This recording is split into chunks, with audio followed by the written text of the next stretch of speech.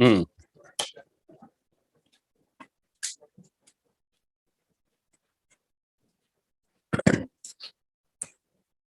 चलो जी, कहां तक पढ़ ली बेटा?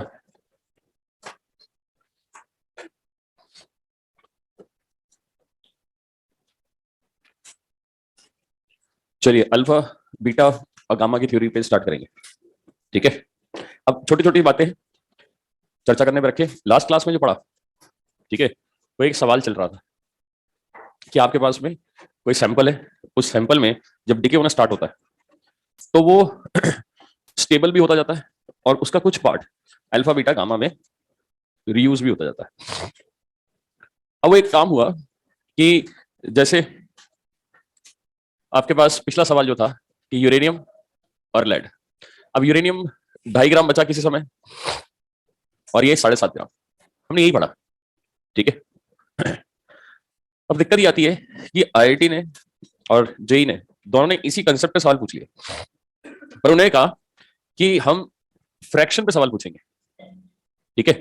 हमने कहा मतलब जैसे कि पिछली क्लास में बात हुई थी, लॉग, लॉग के ग्राफ, फ्रैक्शन, परसेंट, प्रोबेबिलिटी, ठीक है, वो सवाल इन्हीं पे फंसाता है। तो अगर मैं बोलूं कि 2.5 ग्राम यहां पर डिवाइड करूं और 2.5 ग्राम यहां पर डिवाइड करूं, तो ये कितना आ गया? 1 पार्ट। ये कितना आ गया? 3 पार्ट। क्लियर है?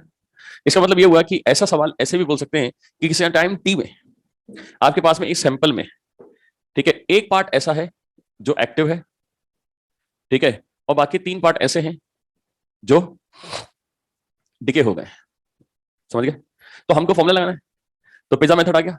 तो एन बाई एन नॉट कितना आना चाहिए? 1/3, 1/4,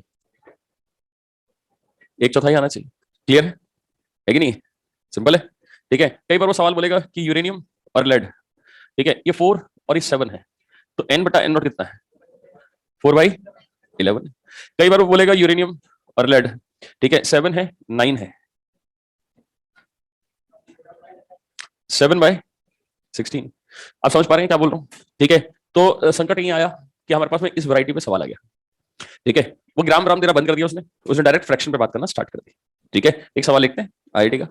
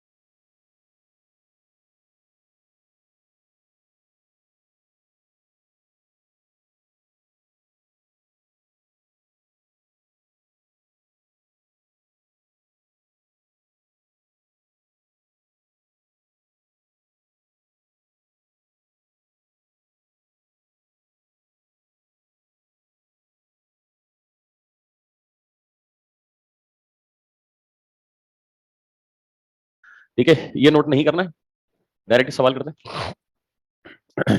इन a sample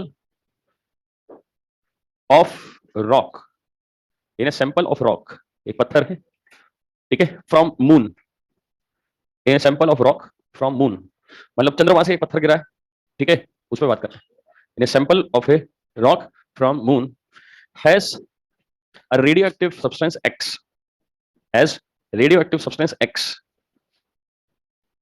and a stable substance Y, and a stable substance Y.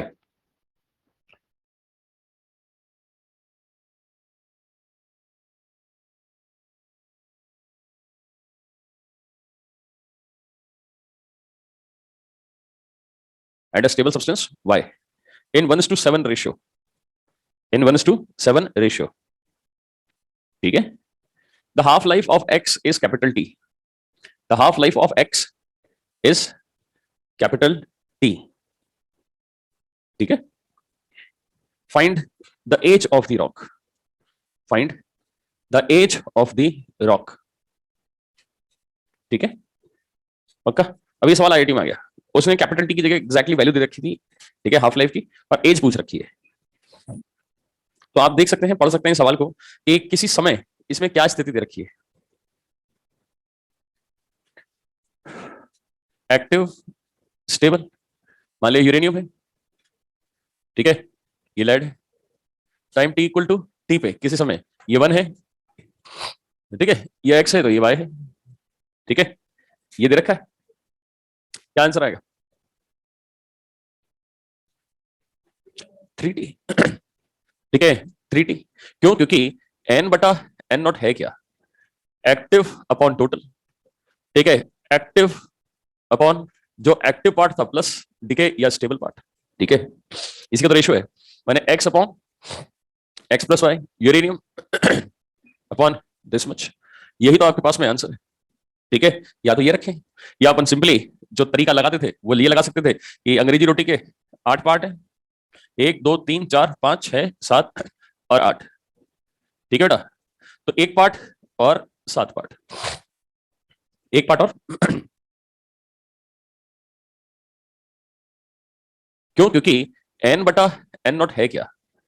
Active upon total, ठीक है, एक्टिव अपॉन जो एक्टिव पार्ट था प्लस डिके या स्टेबल पार्ट, ठीक है, इसका तो रेशियो है, मैंने x upon x plus y uranium upon this much, यही तो आपके पास में आंसर है, ठीक है। या तो ये रखें, या अपन सिंपली जो तरीका लगाते थे वो ये लगा सकते थे कि अंग्रेजी रोटी के 8 पार्ट है,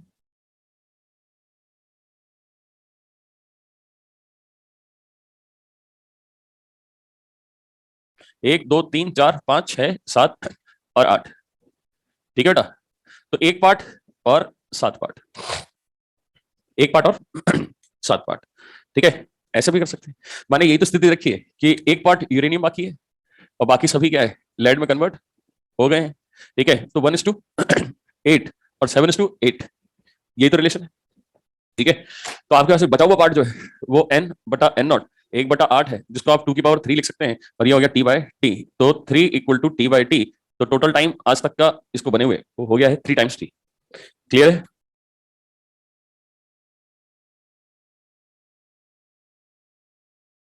ठीक है। तो सवाल कैसा था?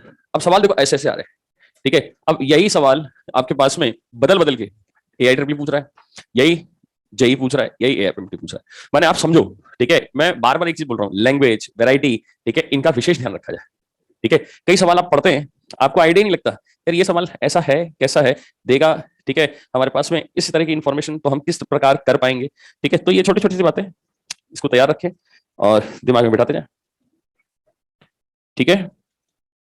कई में कैलकुलेशन थोड़ी सी उठपटांग होगी, ठीक है। तो आपको सिमिलर सवाल जो मिलेगा, ठीक है, सिमिलर सवाल जो मिल जाएगा वो पेज नंबर 56 पे मिल जाएगा, ठीक है। डू योरसेल्फ नंबर 5 में सवाल नंबर 7 सिमिलर सवाल है, ठीक है, ठीक है। एक्सरसाइज 1, एक्सरसाइज 1 सवाल नंबर 36 सेम है, ठीक है। पेज नंबर 56 पे सवाल नंबर 7 सेम सवाल है। कई में कैलकुलेशन थोड़ी सी उठपटांग होगी, ठीक है, इनका विशेष ध्यान रखा जाए, ठीक है। कई सवाल आप पढ़ते हैं, आपको आइडिया नहीं लगता यार ये सवाल ऐसा है कैसा है देगा, ठीक है, हमारे पास में इस तरह की इंफॉर्मेशन तो हम किस प्रकार कर पाएंगे, ठीक है। तो ये छोटी छोटी सी बातें, इसको तैयार रखें और दिमाग में बिठाते जाए, ठीक है। कई में कैलकुलेशन थोड़ी सी उठपटांग होगी, ठीक है। तो आपको सिमिलर सवाल जो मिलेगा, ठीक है, सिमिलर सवाल जो मिल जाएगा वो पेज नंबर 56 पे मिल जाएगा, ठीक है। डू योरसेल्फ नंबर 5 में सवाल नंबर 7 सिमिलर सवाल है, ठीक है, ठीक है। एक्सरसाइज 1, एक्सरसाइज 1 सवाल नंबर 36 सेम है, ठीक है। पेज नंबर 56 पे सवाल नंबर 7 सेम सवाल है, मैं आपको वैरायटी टिक करा रहा हूँ।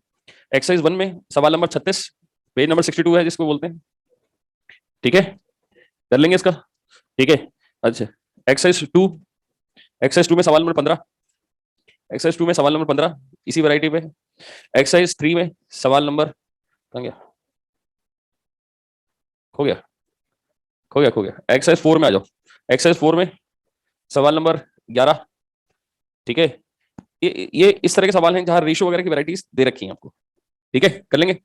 चलिए, तो जैसे मैं आपको फिर बोलूं कि वैरायटीज की कमी नहीं है, फॉर्मूला आप देखो एक ही है, उसी फॉर्मूले को अपन ने कभी क्या यूज कर रहे हैं, कभी क्या यूज कर रहे हैं, ठीक है। इसलिए वैरायटी से घबराइए मत और शीट की पूरी प्रैक्टिस कर लीजिए, ठीक है। चलते हैं आगे और अल्फा बीटा गामा की थ्योरीज को चालू करते हैं। शीट खुली रखिएगा, ठीक है, शीट को खोल के रखिएगा, पटिए मत। अब देखो अल्फा बीटा गामा पे बात करनी है अपन को, तो अल्फा बीटा गामा के बारे में एक चीज तो मालूम पड़ गई कि अल्फा बीटा गामा का डिके क्यों हो रहा है, बताइए, टू अटेन स्टेबिलिटी। अब अल्फा बीटा गामा जो निकलेगा उसका कारण तो मालूम पड़ गया, और ये होते क्या है ये भी मालूम है कि ये किस तरह के पदार्थ हैं। अब इसमें है क्या, देखो पेज नंबर 50 पे आइए, 50, पेज नंबर 50 पे आइए, ठीक है। आपको एक टेबल दिखेगी, ठीक है। अब इस टेबल के ऊपर बात करें तो अल्फा बीटा गामा की प्रॉपर्टीज शुरू करनी है अपन को, तो कायदे से मुझे लिख देना चाहिए अल्फा बीटा गामा की प्रॉपर्टीज, ठीक है। और 20 मिनट अपन इस टेबल को पढ़ सकते हैं, पर मैं आपसे बोलूं कि पढ़ने का कोई सेंस नहीं है, क्योंकि पहला ऑप्शन देखिए, पहला पॉइंट देखिए, अल्फा बीटा गामा होते क्या है आपको मालूम है, दूसरा इनका मास, इनका चार्ज क्या है ये आपको मालूम है, तो यहाँ टाइम खराब करने की जरूरत है नहीं, ठीक है। इनकी स्पीड स्टैंडर्ड है तो इसमें से पढ़नी है आपको, कौन कितनी तेज चल रहा है। आगे बात करें तो इनकी एनर्जीज क्या है, बताओ, मेगा इलेक्ट्रॉन वोल्ट है। तो न्यूक्लियर रिएक्शंस जो होते हैं उनमें वैसे भी एनर्जीज किस लेवल पे आ रही है हमारे पास में, इलेक्ट्रॉन वोल्ट में आ रही है, कभी भी मेगा इलेक्ट्रॉन वोल्ट में आ रही है। अगला ऑप्शन बढ़िया, एनर्जी स्पेक्ट्रम, इस पे स्टार लगा देते हैं, ये पढ़ना है, ठीक है भाई। कुछ चीज समझ नहीं है तो इसको समझो, ठीक है। अच्छा, एनर्जी स्पेक्ट्रम के बाद में है क्या, दो टर्म दे रखी है, आयोनाइजेशन और पेनिट्रेशन, तो आप जरा समझो, ठीक है, ये लॉजिकल है, सोचो, ठीक है। एक हथौड़ा होता है, हमने कहा होता है, और एक कीला होता है, ठीक है, पक्का, चलिए, ठीक है। अब आपको बोल रखा है एक चैम्बर है, ठीक है, जिसमें आपने गैस भर दी है।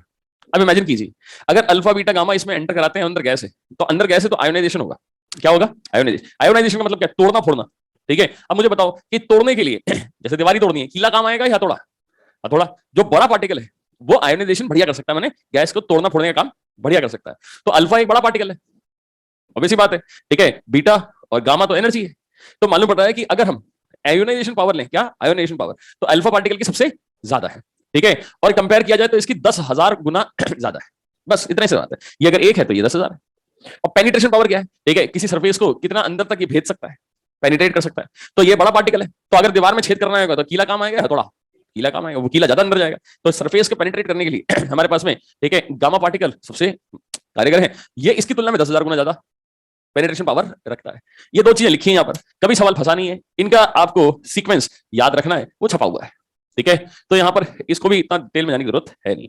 अगले में देखें तो इलेक्ट्रिक फील्ड और मैग्नेटिक फील्ड रखें, तो जिस इक्वेशन से आपके पास में, आपको मालूम है चार्ज पार्टिकल इलेक्ट्रिक फील्ड और मैग्नेटिक फील्ड में किस तरह से बिहेव करता है, ठीक है।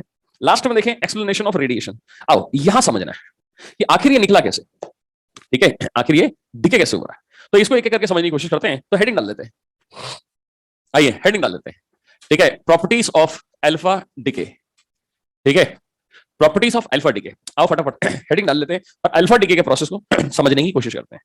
तो मेरे साथ साथ लिखते जाओ, क्यों, क्योंकि मुश्किल से 20 मिनट का टॉपिक है कि अल्फा पार्टिकल का डिके हुआ कैसे।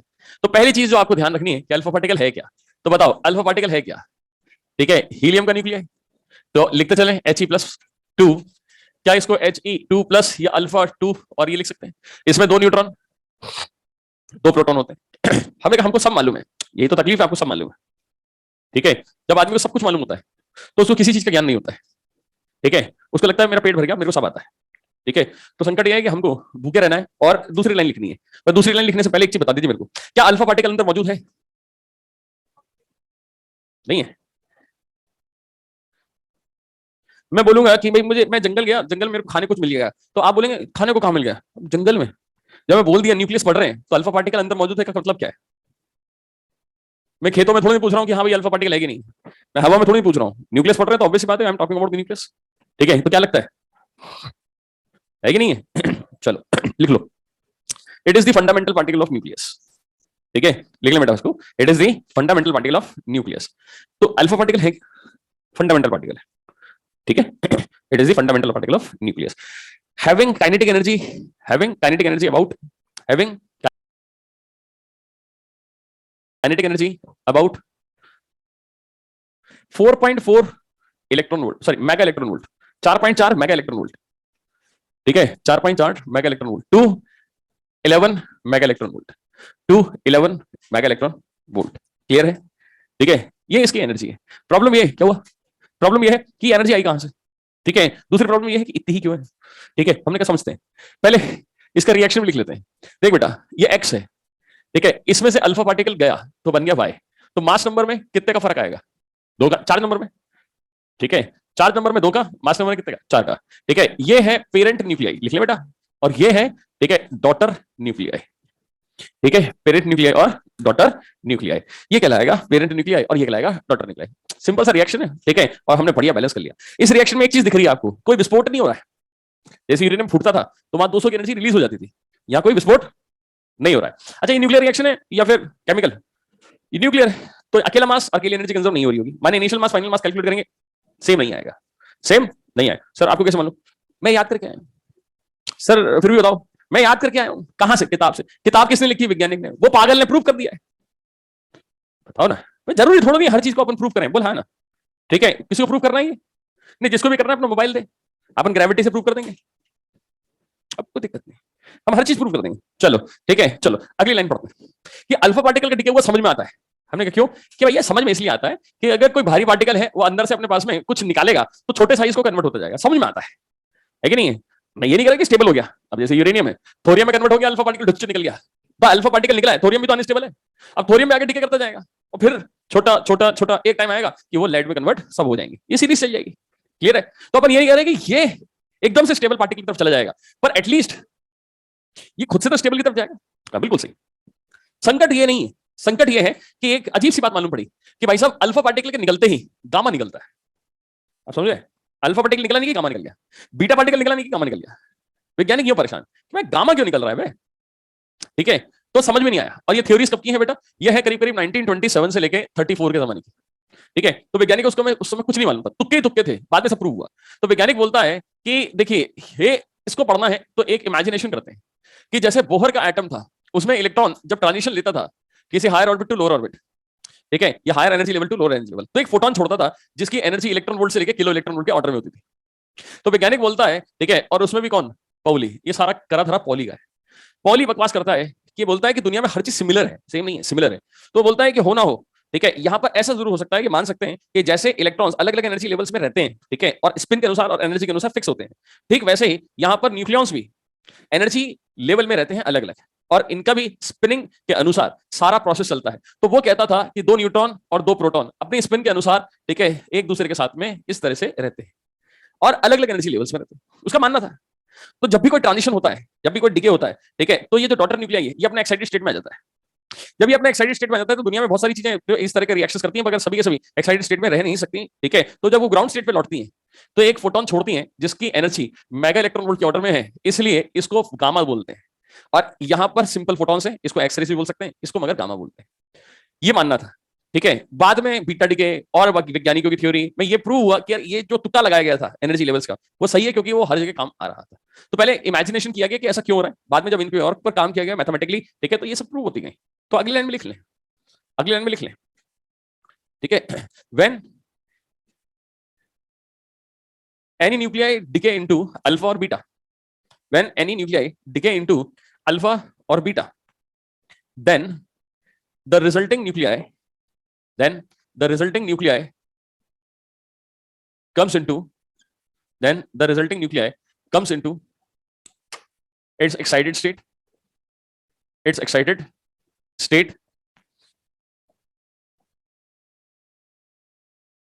and when it comes to ground state and when it comes to ground state it release energy it release energy it release energy in the form of gamma photon it release energy in the form of gamma photon it release energy in the form of gamma photon। ठीक है, ये gamma photon के रूप में अपनी energy release कर देता है। लिख लीजिए रिलेशन, ठीक है, इसको फोर्थ पॉइंट बना के ये दोबारा से रिलेशन लिख लीजिए। ये एक्स रे सॉरी एक्स जो न्यूक्लियाई अनस्टेबल हैवी है, ठीक है, लाइटर वाला तो शोर करेगा नहीं क्योंकि उसके अंदर अल्फा होना भी चाहिए, ठीक है। एक्साइटेड स्टेट में मिलता है हमारे पास में डॉटर न्यूक्लियाई, और डॉटर न्यूक्लियाई जब कन्वर्ट होता है ग्राउंड स्टेट की तरफ तो एक गामा फोटोन एनर्जी निकल जाती है, ठीक है। पर जो डॉटर न्यूक्लियाई एक है एक्साइटेड और एक है ग्राउंड, ठीक है, दोनों है तो न्यूक्लियाई, तो इन दोनों के बीच में एक रिलेशन है, ठीक है, ये कहलाते हैं आइसोमर्स, ठीक है, ये कहलाते हैं आइसोमर्स। हमने का मतलब ये ऐसे मटेरियल या न्यूक्लियर का पेयर है जिनमें मास नंबर सेम है, चार्ज नंबर सेम है, डिफरेंस क्या है? एनर्जी लेवल का। आपने आइसोटोप सुना है, ठीक है, आइसो बार सुना है, आइसो, ठीक है, तो ये सब जितने भी हैं इनमें होता क्या है, एक चीज सेम होती है, एक चीज डिफरेंट होती है। तो अगर इनकी आप देखो मास नंबर चार्ज नंबर सब में सेम है, एनर्जी में डिफरेंस है, ठीक है, they are different in energy terms. Clear है? ठीक है, तो आइसोमर्स कभी पूछा नहीं जाता, ठीक है, क्योंकि इसमें इतनी तवज्जो दी नहीं जाती, ठीक है। पर एक बात आती है, ये जरा सोचिए, सब कुछ सही चल रहा है तो अल्फा डिके के प्रोसेस में इतना टाइम क्यों लगा था वैज्ञानिकों को, ठीक है, और इससे ज्यादा टाइम लगा है बीटा डिके के प्रोसेस में। आखिर ये हो क्या रहा है, ठीक है, आखिर हुआ क्या, आखिर ये निकला कैसे, इसके ऊपर एक सवाल उठा। और सवाल भी क्या था, वैज्ञानिक वैज्ञानिक एक दूसरे से सवाल पूछते रहते हैं। तो एक दिन, ठीक है ना, एक सेट ऑफ वैज्ञानिकों ने बोला कि बावले एक बात बताइए। दूसरे ने कहा पूछो। बोला कि किसी भी न्यूक्लियस के अंदर घुस जाओ। मैंने कहा अंदर सिर्फ neutron neutron neutron proton proton neutron neutron proton के अलावा कुछ नहीं होता, ठीक है। अल्फा पार्टिकल तो है ही नहीं,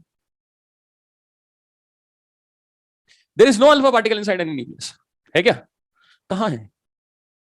आप बताओ ना, अपन बोल रहे हैं कि अल्फा पार्टिकल अंदर से निकला, अच्छी बात है, तो एक लाइन बोल दी कि alpha particle is the fundamental particle of nucleus, पर अल्फा पार्टिकल तो अंदर है ही नहीं भाई, अंदर तो न्यूट्रॉन और प्रोटॉन है, ठीक है। जब अंदर अल्फा है ही नहीं और फिर भी बोल रहे हो अल्फा है अंदर, ये क्या डबल बातें कर रहे हो? या तो है तो हमको शुरू से मालूम करना चाहिए, हमको डे 1 से किताब वाला लिख के देना चाहिए कि नहीं अंदर अल्फा भी होता है, न्यूट्रॉन प्रोटॉन से मिलकर बना न्यूक्लियन हो गए, तो अंदर अल्फा भी होना चाहिए, पर अल्फा तो अंदर है ही नहीं। जब अंदर है ही नहीं फिर भी आप बोल रहे हो कि अंदर एक पार्टिकल है, ये कुछ कॉन्ट्राडिक्टरी नहीं है। या तो ये बोलो कि हैवी अनस्टेबल जो है उनमें अल्फा बना हुआ रहता है, ठीक है, न्यूट्रॉन प्रोटॉन के साथ में अल्फा भी होता है, या तो ये बोलो, पर ऐसा तो है नहीं, ठीक है। अब क्या करें, इसको पढ़ें कैसे? तो इसको दो ऑप्शन है, या तो रट लें आगे बढ़ जाए, ठीक है। दूसरा ऑप्शन, दूसरे ऑप्शन में भी दो ऑप्शन है, ठीक है। दूसरे ऑप्शन में दो ऑप्शन ये है कि एक तो रिसर्च का टॉपिक है, ठीक है, सिर्फ और सिर्फ उसको छुए और आगे बढ़ जाए। एक है डिटेल में जाए और पागल हो जाए। तो हमने कहा कुछ नहीं कर रहे अपन, एक बात सोच रहे हैं, सिंपल सी एक बात सोच रहे हैं, ये हटा रहे हैं और एक बात सोच रहे हैं, और वो क्या है? वो सिंपल सी बात ये है कि आप बुद्धि लगाओ, ठीक है, और एक बात सोच के बताओ मुझे कि अल्फा पार्टिकल की थ्योरी जो है ये क्यों हो रही है। बस इससे आपको सारी जानकारी मिल जाएगी, स्टेबिलिटी और अनस्टेबिलिटी पाने के लिए। तो नेक्स्ट लाइन में एक लाइन लिख लो बस, ठीक है, और आपको सारा मतलब समझ आ जाएगा। its emission is given on the basis of tunnel effect. its emission is given on the basis of tunnel its emission is given on the basis of tunnel effect, ठीक है। चलिए अब सारा खेल इस लाइन में छुपा हुआ है, ठीक है। अच्छा, कितने लोगों को टनल इफेक्ट याद है? कितने लोग पहली बार सुन रहे हैं कि अल्फा पार्टिकल का डीके प्रोसेस टनल इफेक्ट के थ्रू होता है? ठीक है, कोई बात नहीं, मैं सिर्फ इसलिए पूछ रहा था कि मैं कितना गिरूं, ठीक है। और एक चीज अच्छी रहती है, पूछ ले इसलिए भी जरूरी है कि अगर 90% लोगों को नहीं मालूम होता है तो कुछ भी बोलो, सब मान लेंगे, ठीक है। सर इसका मतलब क्या? गलत भी बोलोगे तभी मान लेंगे क्या? ऐसा कुछ नहीं है, ओवर स्मार्ट हो, ठीक है, बुद्धू बनाते हो एक दूसरे को, तेरे को मालूम मेरे को कुछ नहीं आता और मेरे को भी नहीं आता दोनों टॉप कर रहे हैं अपने एग्जाम में, पागल कहेंगे, ठीक है। सुनना ध्यान से, टनल इफेक्ट क्या है? टनल का मतलब क्या? सुरंग, ठीक है। आप प्रॉब्लम समझो क्या है, ये अनस्टेबल है, हैवी है, ये डेस्परेट है सॉल्व होने के लिए कि हाँ भैया मेरे को तो अब स्टेबल होना है, ठीक है। भैया आप पागल हो चुके हो इस समय, आप खुद भी क्या है अनस्टेबल मटीरियल हो, पागल हो चुके, बावल हो चुके, नहीं मुझे तो सिलेक्शन होना है, तो यहाँ पर भी क्या है ये करेगा। अब सेलेक्ट होने के लिए आप क्या कर रहे हो, ठीक है, आप कुछ भी कर रहे हो, आप सेलेक्ट होना चाहते हो तो आपको जहां लगता है कि वहां पर आपके पास में यहां से मुझे फायदा मिल सकता है तो आप वो चीज करते हो। तो यहाँ पर वही हाल है। हमने का मतलब ये है कि एक बुद्धि लगा के सोचने की बात है। जो अपने संग में केस चलता है वही इनके साथ में चलता है, क्योंकि हमें भी तो क्या न्यूट्रॉन प्रोटॉन भरे पड़े, ऐसा समझो आप, ठीक है। इसका मैं एक सिंपल से एग्जांपल समझाता हूं, ठीक है। करीब 75 साल पहले अगर अपन देखें तो भारत देश गुलाम था या फिर आजाद था? गुलाम था 200 साल तक। तो अगर कोई देश गुलाम है तो स्टेबल स्टेट में है या फिर अनस्टेबल स्टेट में? अनस्टेबल स्टेट में। अनस्टेबल स्टेट में तो कि बाहर से अपने पास में विदेशी ताकतों ने, ठीक है, अपने को आजाद कराने की हिम्मत की थी क्या? किसी ने कुछ नहीं किया, ठीक है। तो आजाद कराने के लिए सब कुछ यहीं से हुआ। तो आप जरा सोचिए, क्या जब आजाद कराने की बात आएगी तो लोगों ने अपने अपने एक संगठन बनाना स्टार्ट किए थे? तो आपने आजाद हिंद फौज का नाम सुना होगा, ठीक है। तो सुभाष चंद्र बोस ने आजाद हिंद फौज बनाई तो बाहर से बनाई थी या यहीं से बनाई थी? यहीं से बनाई थी। भाई साहब क्या मजाक कर रहा है यार, यहीं से शुरुआत हुई थी। बाहर तो जर्मनी वो अपनी फौज लेने के लिए और हिटलर से मदद मांगने के लिए गया था, ठीक है। कुछ भी ऐसा नहीं मैं पहले देश छोड़ूंगा फिर फौज बनाऊंगा, कैसी बात कर रहा है, ठीक है। बात फिर आई आगे की, ठीक है। जब ये फौज बनना स्टार्ट होती है, संगठन बनना स्टार्ट होता है, तो इसको फायदा या इसको रुपया पैसा हथियार वगैरह गोला बारूद अंदर से सपोर्ट मिलता है या बाहर से? अंदर से मिल रहा है, ठीक है। जब तक आप इंटरनल मजबूत नहीं होगे बाहर वाला क्या करेगा? कुछ नहीं करेगा, ठीक है। तो वैज्ञानिक बोलता है कि ये सिस्टम हाईली अनस्टेबल, तो इसको स्टेबल करने के लिए कोई आ नहीं पाएगा, क्योंकि न्यूक्लियर प्रोसेस जो है वो सेल्फ सस्टेन्ड होता है, ठीक है। तो क्या हुआ, सिस्टम इस लेवल पे अनस्टेबल है कि वो अपनी सिस्टम क्या करता है, कुछ एनर्जी यूज करता है, क्योंकि कोई भी एनर्जी के बिना काम नहीं चलेगा। तो सिस्टम ही संगठन बनाता है 2 न्यूट्रॉन और 2 प्रोटॉन का, ठीक है। माने सिस्टम कुछ एनर्जी देता है और फॉर्मेशन करता है किसकी? Alpha particle. समझ रहे हो ध्यान से? माने कोई बाहर से हेल्प करने नहीं आ रहा। ये अनस्टेबल सिस्टम में न्यूट्रॉन प्रोटॉन ही थे, पर इतना हाईली अनस्टेबल था कि न्यूक्लियस खुद ही 2 न्यूट्रॉन 2 प्रोटॉन का कंबाइन करके क्या बनाता है? अब 2 न्यूट्रॉन 2 प्रोटॉन का कॉम्बिनेशन ही क्यों? क्योंकि ये मोस्ट स्टेबल है, ठीक है। अभी थोड़ी देर पहले आपने एक चीज बात सुनी होगी, पाउली ने क्या कहा? पाउली ने कहा कि आपके पास में ये अलग अलग एनर्जी स्टेट की कंडीशंस हैं, तो 2 न्यूट्रॉन 2 प्रोटॉन एनर्जी और स्पिन के अनुसार बिल्कुल परफेक्ट वे में फिक्स है यहां पर, किसी भी एनर्जी लेवल में 2 न्यूट्रॉन 2 प्रोटॉन का एक तरह से देखा जाए तो मिनिमम स्टेट जो है स्टेबल का वो यहाँ सेट बैठ रहा है। तो 2 न्यूट्रॉन 2 प्रोटॉन। अब इस कहानी में कुछ एनर्जी चाहिए, एनर्जी कौन देगा? सिस्टम खुद ही देता है। इस एनर्जी का एक पार्ट वैज्ञानिक बोलता है अल्फा पार्टिकल की फॉर्मेशन में जाता है और दूसरा पार्ट इसकी काइनेटिक एनर्जी में। इसकी काइनेटिक, हमने कहा काइनेटिक एनर्जी क्यों? अरे काइनेटिक एनर्जी इसलिए कि इसको बाहर निकलने के लिए एनर्जी चाहिए। इसको बाहर निकलने के लिए क्या चाहिए? कुछ ना कुछ एनर्जी चाहिए। तो अल्फा पार्टिकल का फॉर्मेशन हो गया और हमारे पास में सिस्टम ने एनर्जी भी दे दी कि भाई अब तू निकल, तू निकलेगा तो हम स्टेबिलिटी की तरफ चलेंगे। ठीक है, इतनी बात सुनाई थी। अब हम बैठे हुए हैं, ठीक है, अलग अलग न्यूक्लियाई हमारे पास में, किसी में से अल्फा तुरंत निकल गया, अच्छी बात है, टाइम टी इक्वल टू 0 पे तुरंत निकल गया। किसी में 10 दिन वेट कर रहे हैं, किसी में 10,000 साल वेट कर रहे हैं, किसी में 1,00,000 साल हो गया। अब पागल आदमी अल्फा बना हुआ है, जल निकल, पर वो निकल ही नहीं रहा है। हमने कहा क्या हो गया भाई ऐसा? ठीक है, तो ये बोलता है कि मैं नेचुरल रिएक्शन स्पॉन्टेनियस होऊंगा। अरे हमने कहा दिक्कत क्या आ गई? दिक्कत ये आ गई कि अल्फा पार्टिकल के पास में एनर्जी है, ये बाहर आने की कोशिश कर रहा है, मगर मालूम पड़ रहा है कि किसी में तो 10 की पावर 19 से लेके 10 की पावर 21 ऑसिलेशन पर सेकंड हो रहे हैं, पर निकल नहीं पा रहा। माने बाहर निकलना चाह रहा है मगर 10 की पावर 21 ऑसिलेशन हो रहे हैं प्रति सेकंड, निकल नहीं पा रहा। हमने कहा क्या हो गया? बोला जरा सोचो, आजाद हिंद फौज की बैंड किसने बजाई थी? अंग्रेजों ने? हम नहीं।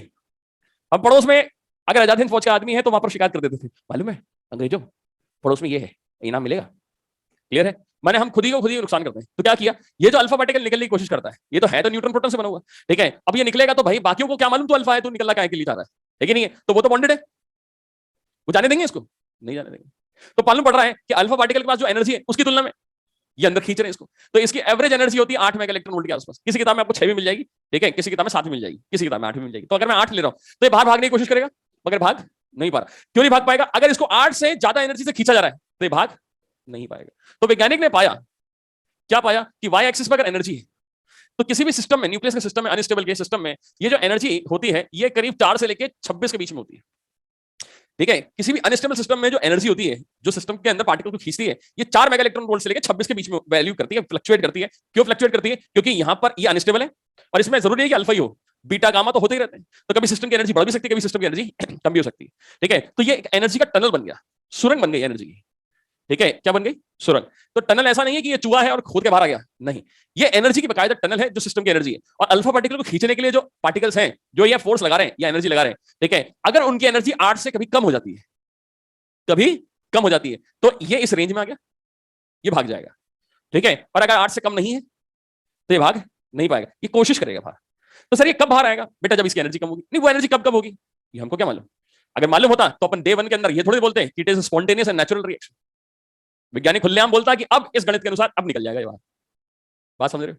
ये कुछ ऐसा केस है, समझो आपने टग ऑफ बार, रस्सी कशी का गेम खेला होगा, 2 टीम बना ली, ठीक है, और बीच में रस्सी, ए और बी। अब जो ताकतवर होगा वो दूसरे को एक दूसरे की तरफ खींच लेगा, है कि नहीं? अगर बी ताकतवर है तो ए इस तरफ आ जाएगा, ए ताकतवर है तो बी, पर रस्सी कमजोर है तो क्या होगा? ठीक है, ए वाला यहां खड़ा रहेगा, बी वाला वहां खड़ा रहेगा? नहीं, अगर रस्सी टूट गई, दोनों खींच रहे हैं, क्या होगा? आगे गिरेंगे पीछे गिरेंगे? ये भी गिरेगा वो भी गिरेगा। इसका मतलब क्या हुआ? इसका मतलब ये हुआ कि रस्सी में ये एक तरह से बॉन्डिंग है, ये एक को एक्शन कर रहा है तो दूसरा रिएक्शन। और अगर ये टूटा तो क्या लगता है, बंदूक और गोली की तरह काम चलेगा नहीं चलेगा? तो एक को अगर एक्शन मिलेगा तो दूसरे को क्या मिलेगा? रिएक्शन। समझ में आई बात? तो यहां पर ध्यान देना कि जैसे ही अल्फा छूटा, जो बना वो है डॉटर न्यूक्लियर, उसमें अल्फा पार्टिकल की कमी है, ठीक है, तो उसको धक्का लगेगा आगे या पीछे या यही रहेगा? धक्का लगेगा। बंदूक से गोली निकली, बंदूक से गोली आगे निकली तो अल्फा बाहर भागा, तो जो रिमेनिंग पार्टिकल है उसको पीछे झटका लगा। तो ये प्रोसेस जो है वो टनल इफेक्ट दिखाता है। ये प्रोसेस टनल इफेक्ट का एक दायरा है। सर ये निकला कैसे? हमें तो ये छोड़ो क्या पढ़ना है क्या नहीं पढ़ना है, सवाल क्या है ना, हमें तो ये बताओ ये होता क्या।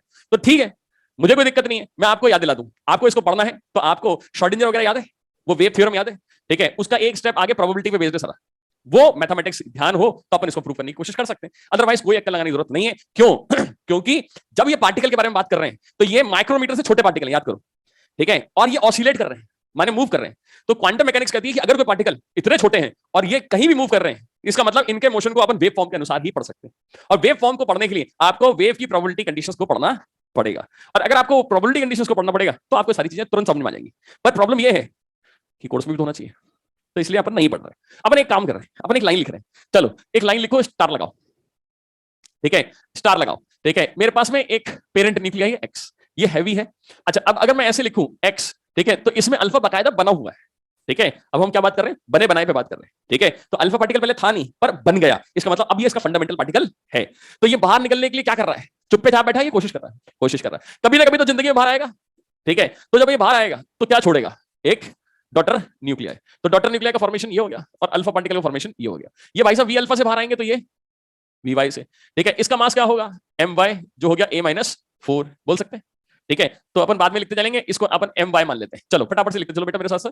ठीक है, और ये क्या है एम अल्फा, ये क्या है एम अल्फा। क्लियर है, पहला पार्ट, पहला पार्ट।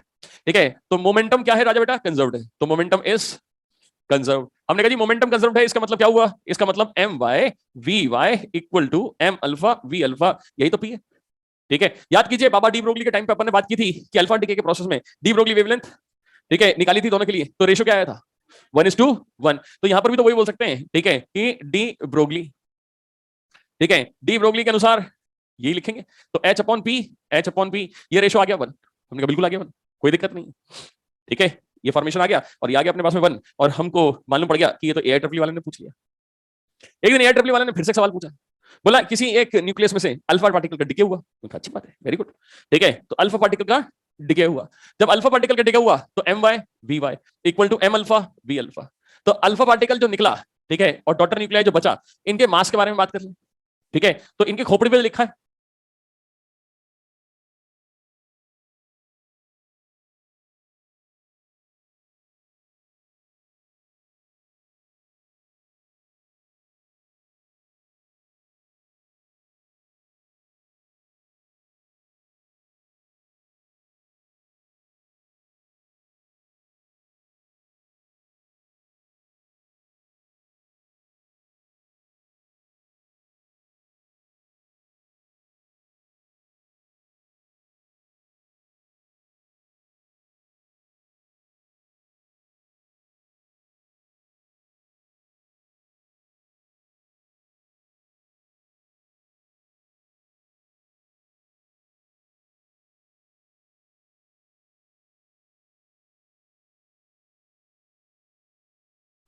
वो मास नंबर है, मगर अप्रोक्सीमेटली हम वही मास मान सकते हैं। ठीक है, तो डॉटर न्यूक्लियाई का वजन क्या होगा, लगभग लगभग ए माइनस 4। ठीक है, और अल्फा पार्टिकल का वजन क्या होगा 4। तो सवाल ये था कि, सवाल ये था कि आपसे उसने ये पूछ लिया कि अल्फा पार्टिकल का जब डिके हुआ तो अल्फा पार्टिकल ने, ठीक है, जिस स्पीड से ये जगह छोड़ी वो था अपने पास में वी अल्फा। तो डॉटर न्यूक्लियाई की रिकॉइल वेलोसिटी क्या है, ठीक है, तो क्या अपन वैल्यू निकाल सकते हैं। ठीक है, तो डॉटर न्यूक्लियाई की वेलोसिटी के बारे में बात आ गई। ठीक है, तो ये भी हमारे पास में एआईट्रिपल ने पूछ लिया। ठीक है, तो आप सोचो कि एग्जाम में आप जो सोच सकते हो वो सवाल आ सकता है। ठीक है, पर थोड़ा सा इतना ध्यान रखना, थोड़ा सा सिलेबस का टच होना चाहिए। ठीक है, कुछ भी आर्बिट्री नहीं तो मगर फिर भी ये बात आती है। ठीक है, अब बात आती है कि आईआईटी वाले ने क्या पूछा। आईआईटी वाले ने क्या पूछ लिया हमसे, आईआईटी वाले ने पूछा कि हम एनर्जी पूछेंगे इसमें सिस्टम की। ठीक है, क्योंकि हो तो न्यूक्लियर रिएक्शन रहा है, कि आप सोचो कि अल्फा पार्टिकल जब निकला और डॉटर न्यूक्लियाई जो अपने पास में मिला, इन दोनों के पास में किसकी काइनेटिक एनर्जी ज्यादा है, किसकी कम है। ठीक है, तो अल्फा पार्टिकल की काइनेटिक एनर्जी क्या है, कम है। गोली की एनर्जी ज्यादा होती है या फिर कम होती है, ज्यादा होती है आजकल। अच्छा, चलो सिंपल सी बात है, similar to gun bullet case, similar to gun bullet case. ठीक है, बंदूक से गोली निकली, ठीक है, बंदूक से गोली निकली, हम जानते हैं। तो m g v g equal to m b v b, यही होता है। ठीक है, ये तो मोमेंटम पी है। तो काइनेटिक एनर्जी क्या होती है, हमने कहा हाफ एम बी स्क्वायर या फिर पी स्क्वायर अपॉन 2m, यही होती है या और कुछ होती है। अब मोमेंटम दोनों का सेम है। ठीक है, तो बुद्धि लगाओ, जिसका मास बहुत कम होगा उसकी काइनेटिक एनर्जी क्या होगी, बहुत ज्यादा या कम होगी, बहुत ज्यादा। अब गोली हल्की है या फिर भारी है, तो गोली ज्यादा दूर तक जाती है, और बंदूक भारी है तो सिर्फ झटका लगता है, ये तो कंधा तोड़ के निकलेगी, बताओ। ठीक है, इसलिए बोलते हैं सिर्फ जर्क लगता है, क्योंकि आपके पास में बंदूक भारी है गोली की तुलना में। ठीक है, तो बताओ मेरे को, क्या दोनों की काइनेटिक एनर्जी सेम है, मोमेंटम सेम है। ठीक है, पर काइनेटिक एनर्जी किसकी ज्यादा किसकी कम अपन कंपेयर करके बता सकते हैं। पर हमको ये मालूम है कि इनके पास में काइनेटिक एनर्जी है। ठीक है, पर न्यूक्लियर रिएक्शन में जरा ये चेक कर लें कि इनके लिए क्या हो रहा है। ठीक है, तो इनके लिए करने के लिए एक काम करते हैं, ये पता लगाने की कोशिश करते हैं कि आखिर ये एनर्जी आई तो कहां से आई, अल्फा पार्टिकल के पास में काइनेटिक एनर्जी और गामा, सॉरी ये क्या नाम है इसका, वाई डॉटर न्यूक्लियर के पास में। तो इसके लिए काम किया मैंने, रिएक्शन लिखा। ठीक है, तो x A -4 Z -2 and alpha, ये लिख दिया। अब जरा सोच, ये रिएक्शन आर्बिट्ररी अननोन है या फिर नोन है, नोन है। यहां पर हमको मालूम है कि यहां विस्फोट हो रहा है क्या, नहीं। इतना मालूम है कि इनके पास में फाइनली क्या जाती है, काइनेटिक एनर्जी। ये महाराज काय पे है, रेस्ट पे। इनका मास होगा mx, इसका मास होगा my, इसका मास होगा m अल्फा। होगा कि नहीं होगा? ठीक है। अच्छा एक और बात, इसकी काइनेटिक एनर्जी क्या है? जीरो। इसके पास कुछ काइनेटिक एनर्जी आ रही है, इसके पास कुछ काइनेटिक एनर्जी आ रही है, ये तो हम जानते हैं ना। ठीक है भाई, ये तो ऑब्जर्वेशन ले लिया ना अपन ने। ठीक है, तो आप मुझे सोच के बताओ कि क्या mx equal to m y plus m alpha होगा क्या? क्या इनिशियल मास फाइनल मास के बराबर होगा क्या? क्या इनिशियल एनर्जी फाइनल एनर्जी के बराबर होगी क्या? हमने कहा नहीं होगी। ठीक है, तो क्या किया जाए? तो टोटल एनर्जी कंजर्व कराई जाए। तो जरा सोच, सिस्टम की टोटल एनर्जी निके, तो आज हमारे पास में एम एक्स सी स्क्वायर प्लस के एक्स, यही लिखूंगा ना। ठीक है, टोटल एनर्जी कंजर्वेशन में तो मास के कॉरस्पॉन्डिंग एनर्जी प्लस कोई भी एनर्जी, और कोई एनर्जी कौन सी है यहाँ पर, काइनेटिक है। ठीक है, ऐसी m y c square plus k y. ठीक है, plus m alpha c square plus k alpha, यही होगा बेटा। अब सोचो कि काइनेटिक एनर्जी एक्स की तो जीरो है। ठीक है, तो क्या मैं m i c square plus zero equal to m alpha plus c square k y plus k alpha, इतना लिख सकता हूं? मैंने फाइनल मास जो है उसको जोड़ लिया। ठीक है, क्या मैं वो फाइनल मास के कॉरस्पॉन्डिंग एनर्जी इधर लिया हूं? ठीक है, तो m i m f c square. ठीक है, ये कहीं देखा देखा लग रहा है। हमने कहा ये तो क्यों है। ठीक है, और ये किसके बराबर आ रहा है? के वाई प्लस के अल्फा। सत्यानाश, ये तो देखा हुआ है। इसका मतलब रिएक्शन में जो भी एनर्जी आएगी काम में, वो पूरी एनर्जी किसमें जा रही है? काइनेटिक में। याद करो आप। ठीक है, ऐसे ही अपन ने यूरेनियम को तोड़ा था। जब यूरेनियम को तोड़ा था तो वहां पर जो क्यू वैल्यू आ रही थी वो काय में काम आ रही थी? विस्फोट में। यहां विस्फोट तो हो ही नहीं रहा। ठीक है, हो रहा है क्या? हमने कहा यहां तो विस्फोट ही नहीं हो रहा, यहां तो जो एनर्जी है वो किस रूप में काम आ रही है? काइनेटिक में। अच्छा एक चीज और सोचो कि आपने एक चीज नोटिस करनी है, अगर यहां नोटिस करो, कहीं भी नोटिस करो, मैं स्टार लगा के यहीं लिख दूं कि mx जो है वो बड़ा है m y plus m alpha. देखो ध्यान से। Sir I don't believe. अरे तोल ले तू यार। सर मैं कैसे तोल लूं? किताब से। ठीक है, तो अगर इनिशियल मास ज्यादा है तो वैसे भी हम स्टेबिलिटी की तरफ जा रहे हैं, है कि नहीं है? तो आप मुझे बताना कि ये कंडीशन जो आई कि Q equal to k y plus k alpha, हमने कहा हाँ आई, तो क्या इसको p square upon two m y plus p square upon two m alpha के रूप में लिख सकते हैं? लिख सकते हैं? क्या p square upon two m alpha बाहर निकाल सकते हैं? तो अंदर one plus m alpha upon m y आ सकता है। क्या p square upon two m alpha k alpha नहीं है कि नहीं है? ठीक है, तो ये रिलेशन आपके पास में सिंपल मैकेनिक्स है जो आप कई बार कर चुके हैं। ठीक है, और ये आईआईटी हो चाहे जेई हो, सब में सवाल पूछ रखा है। ठीक है, आईआईटी या किसी भी एग्जाम में बढ़िया सवाल आ रखा है। ठीक है, तो आईआईटी में आया हुआ एक थर्ड क्लास का सवाल मैं यहाँ रख देता हूं।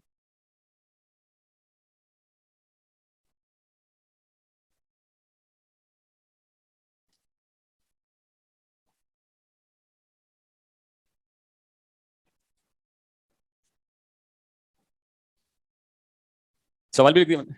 ये सवाल आईआईटी में आया हुआ है। ठीक है, तो आपको करना ये है कि आपको इसका मैकेनिज्म समझना है कि आखिर हो क्या रहा है।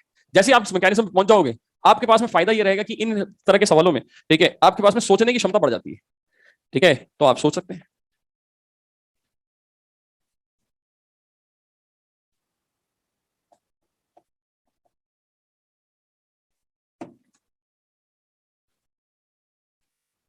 क्या आंसर आ सकता है?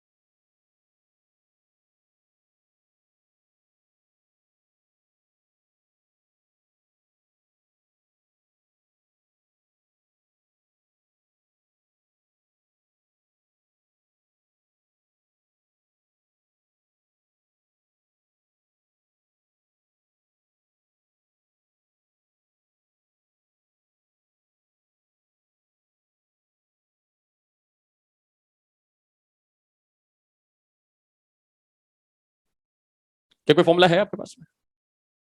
नहीं है?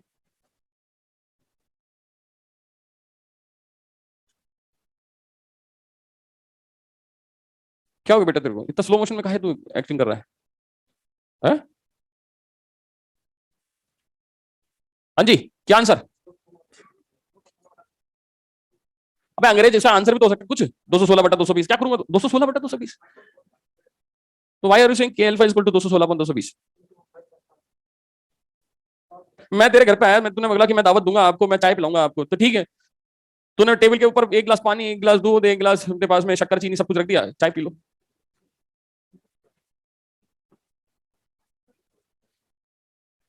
5.4 फर्जी है में।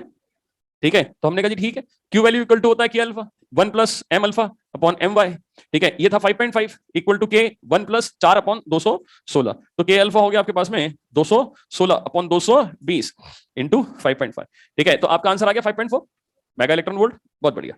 ठीक है, कर लेंगे, बहुत अच्छी बात है, शाबाश। ठीक है, अब ये था अल्फा डीके के प्रोसेस के बारे में बात। ठीक है, कि how alpha decay process takes place. ठीक है, अब स्टेप आगे बढ़ाते हैं कि सब बीटा डीके कैसे हुआ होगा। ठीक है, तो थ्योरी डालते हैं। ठीक है, properties of beta decay, property of beta decay, heading रख लें प्रॉपर्टी ऑफ बीटा डीके। अच्छा सोचो और फिर बताओ, अल्फा अंदर मिल गया या नहीं मिल गया? पार्टिकल मिल गया, बीटा अंदर होगा क्या? बीटा भी अंदर होगा। चलिए ठीक है, तो यहां पर अपन को अब शुरुआत करनी है कि आप बीटा डीके के प्रोसेस को कैसे पढ़ना है। तो अगर आपने नोट कर लिया तो हटा दिया जाए। ठीक है, ये सारा नोट कर लिया हो तो इसको खिसकाया जाए, यहां से जगह बनाई जाए और बीटा के प्रोसेस पे बात करें। देखो, अल्फा के प्रोसेस को समझने में टाइम लगा, पर बीटा को प्रोसेस को प्रूव होने में 26 साल लगे। आपने अभी तक छापा ही नहीं है। वेरी गुड बेटा, लास्ट लाइन है, छापो फटाफट, मैं उधर लिख देता हूं। ठीक है, आइए बीटा के बारे में बात करना स्टार्ट करें। बीटा को बहुत ध्यान से सुनना। ठीक है, बहुत ध्यान से सुनना, क्योंकि आपको एक चीज बता दूं, इनके न्यूमेरिकल तो न्यूमेरिकल, इन पे जो सवाल आए ना एग्जाम में, वो अल्फा बीटा गामा में अगर आपको मैकेनिज्म मालूम है इनका, मैकेनिज्म की हो क्या रहा है, थ्योरी के सवाल उठ उठ के आए। ठीक है, और हमको वो सब चीजें ध्यान रखनी है। चलिए बीटा लिख लीजिए। बीटा कितने प्रकार का होता है? बीटा माइनस और बीटा प्लस। कुछ ना दे रखा हो तो क्या मानना है? Beta minus. बीटा माइनस है क्या? इलेक्ट्रॉन। बीटा प्लस क्या है? पॉजिट्रॉन। ठीक है, ये होता क्या है, इसका मास और इसका चार्ज, ठीक है, नेगेटिव होता है। इसका मतलब क्या है, इसका मास तो वही है इलेक्ट्रॉन का मास, और इसका चार्ज क्या है? इलेक्ट्रॉन का अपोजिट। ठीक है, लिखते चले। इसको कैसे रिप्रेजेंट करते हैं? ठीक है, इसको करते हैं E-1।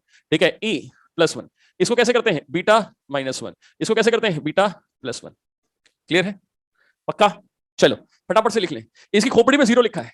ठीक है, खोपड़ी में अगर 0 लिखा है इसका मतलब क्या है? मास 0 है, मास नंबर। ठीक है, जब खोपड़ी में 0 है तो प्रॉब्लम होती है कि विद्यार्थी को लगता है कि मास 0 है, जबकि मास 0 नहीं है। बकायदा इनका मास कितना है? ठीक है, 9.1 इंटू 10⁻31 kg। ठीक है, कितना मास है? 9.1 इंटू 10⁻31 kg। ठीक है, तो ये मासलेस नहीं है। इसका मतलब यह है कि ये अंदर मौजूद नहीं है। ठीक है, मास नंबर का मतलब क्या है? कौन सी चीज अंदर मौजूद है, कौन सी चीज अंदर मौजूद न्यूक्लियस में नहीं है। तो ये अंदर पार्टिकल्स मौजूद नहीं है।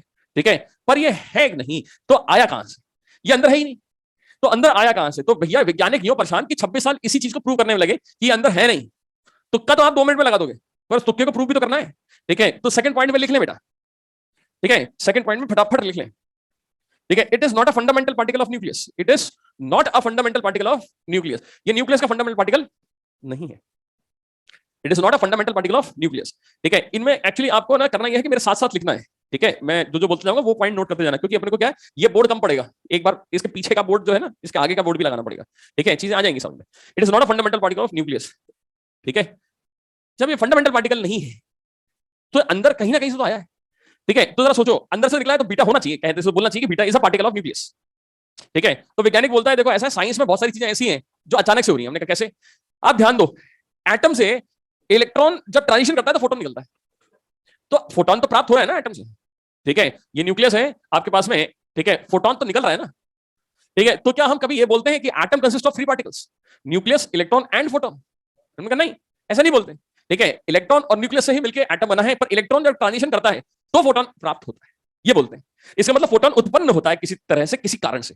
ठीक वैसे ही बीटा भी क्या हो रहा है? जनरेटेड पार्टिकल है। ठीक है, उत्पन्न हो रहा है, और दुनिया में कुछ भी हो रहा होगा तो कंजर्वेशन के नियमों के अनुसार ही हो रहा होगा। तो मालूम पड़ रहा है कि बीटा की उत्पत्ति चार्ज कंजर्वेशन के रेस्पेक्ट में होती है।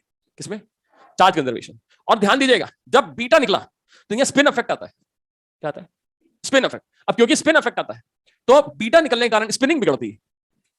ठीक है, मैं दोबारा बता दूं, आप ध्यान देना कि किसी भी न्यूक्लियस के अंदर, ठीक है, जो न्यूट्रॉन प्रोटॉन है यही तो है सिर्फ, तो ये वैज्ञानिक बोलता है कि ये इस तरह से अटैच्ड है या अरेंज्ड है प्रैक्टिकली कि इनका नेट मोमेंटम शून्य रहे, नेट एंगुलर मोमेंटम क्या रहे, जीरो।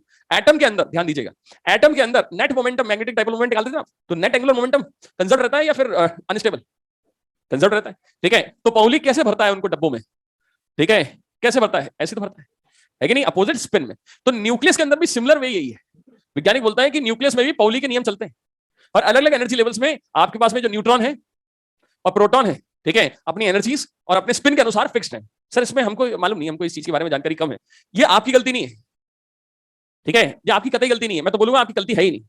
जब आपको छठी क्लास से लेकर 12वीं क्लास तक, ठीक है, आप देखना यहां से साइंस स्टार्ट हो जाती है, तो आपको पूरी क्लासिकल फिजिक्स के बारे में इंफॉर्मेशन देना स्टार्ट कर देता है वो, ठीक है, पूरी क्लासिकल फिजिक्स आना स्टार्ट हो जाती है, इसमें करंट, इलेक्ट्रिसिटी, यहां से आपके पास में, ठीक है, लेंस की, हीट की, सब चीजों की थ्योरी आती है, पर आपको क्वांटम मैकेनिक्स को इंट्रोड्यूस ही नहीं करता है, बहुत बड़ी दिक्कत है।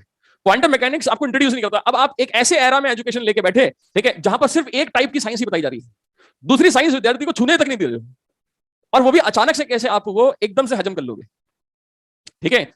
जैसे आपको बचपन से बोला गया कि बेटा रसगुल्ला खा ले, तो आप रसगुल्ला खा लेते हैं। रसगुल्ला कैसा होता है, खट्टा होता है, मीठा होता है, मीठा होता है। अब अचानक से आप बंगाल गए, बोला आपसे कि खट्टा रसगुल्ला खाओ, नमकीन रसगुल्ला, पहले तो मन करेगा चप्पल उठाए, नमकीन रसगुल्ला कौन सा होता है, पागल है। अब आपको आज मालूम है कि वो अपने पास में वो क्या बोलते हैं उसको, ब्राउनी होती है ना, ब्राउनी खोलते हुए ब्राउनी पे आइसक्रीम डालना, ये आज का फैशन है, पर ये ज्यादा पुराना नहीं है, ये 25-30 साल पुराना नहीं है, एक्सीडेंटली अपने पास में इंट्रोड्यूस किया गया था किसी और के द्वारा, केटर्स के द्वारा, जो बड़ा पॉपुलर हो गया, आज नॉर्मल है कि नहीं, पर 25-30 साल पहले क्या था, ये पागल है, ठीक है। गुलाब जामुन खोलता हुआ उसके अंदर आइसक्रीम डाल दी, तो कोई भी नई इन्वेंशन होती है तो थोड़ा टाइम लगेगा सोचने में, ठीक है। तो आप जरा सोचिए, मैं फिर वही बात बता रहा हूं कि इन चीजों को हजम करने के लिए अपना पेट सही रखिएगा। बोलूं आगे, चलिए, ठीक है। तो यहां पर बात आती है कि बीटा डिके का प्रोसेस जो होता है, इसमें यह मालूम पड़ता है कि किसी एक पर्टिकुलर न्यूक्लियस जो होता है, न्यूक्लियस, उसमें नेट एंगुलर मोमेंटम भी क्या रहता है, कंजर्व। पर जब बीटा निकला, तो बीटा के पास में क्या होता है, स्पिन होता है। बीटा के पास में क्या होता है, स्पिन होता है। अब क्योंकि उसका स्पिन होता है, तो इसको बैलेंस करने के लिए इनको न्यूट्रिनो और एंटी न्यूट्रिनो नामक पार्टिकल्स माने गए। क्या किए गए, माने गए। सब चीज समझ में आ जाएगी, सेकंड पॉइंट में लिखे पहले तो, ठीक है। थोड़ा कोशिश करें जल्दी लिखने की, आलसी, आराम से पेन उठा ली। सब पता नहीं सर, मतलब आप क्लास में आते हैं, आलस कूट कूट के भर जाता है, पता नहीं कहां से आता है। चले, अच्छा चलो, ठीक है, आलस छोड़ो, इसको देखते हैं अभी आप थोड़ी देर पहले, ठीक है। ये डब्बा खींच रहा, अरे जल्दी खींच के छुट्टी कर, नहीं, चलो फटाफट लिख लेते हैं। Beta is not a fundamental particle of nucleus, लिख लिया, ठीक है। बट इट इज जनरेटेड, फटाफट लिख ले, ठीक है। But it is generated, but it is generated, but it is generated due to charge conservation, but it is generated due to charge conservation, but it is generated due to charge conservation, ठीक है। Charge conservation के हेतु ये बाहर निकला है। It is a free particle having energy, it is a free particle having energy ranging from, ठीक है, ranging from, ये लिख लेना, 0.1 इलेक्ट्रॉन वोल्ट है, ये मेगा नहीं है, 0.1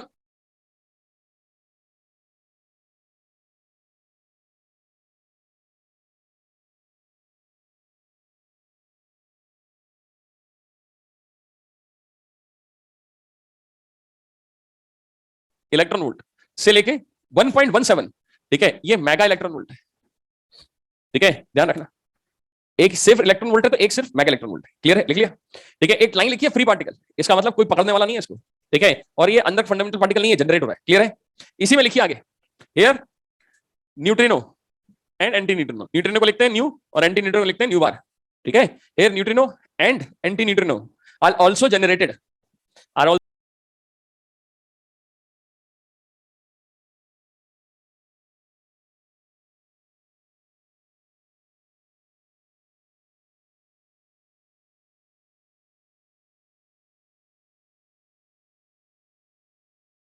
also generated, are also generated, ठीक है, due to angular momentum conservation, due to angular momentum conservation, due to angular momentum conservation, due to angular momentum conservation, ठीक है, एंगुलर मोमेंटम कंजर्वेशन, ठीक है। दे आर हाइपोथेटिकल पार्टिकल, माने काल्पनिक कण है, दे आर हाइपोथेटिकल पार्टिकल, माने काल्पनिक कण है, दे आर हाइपोथेटिकल पार्टिकल,